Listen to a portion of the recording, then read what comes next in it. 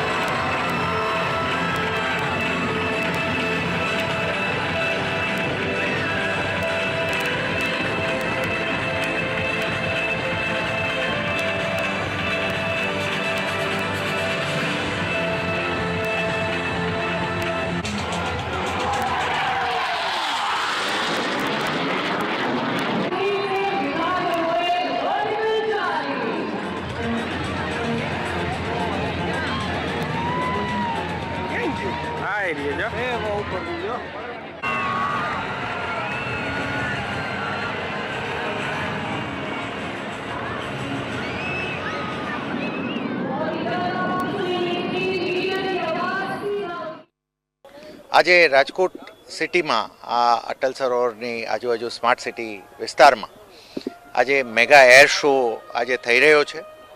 આપણે જણાવીએ, સૂર્યકિરણની ટીમ તો પરફોર્મ કરી જ રહી છે અહીંયા ભારતીય વાયુસેનાની. એની સાથે સાથે આકાશગંગાની ટીમ પણ આજે પરફોર્મ કરી રહી છે.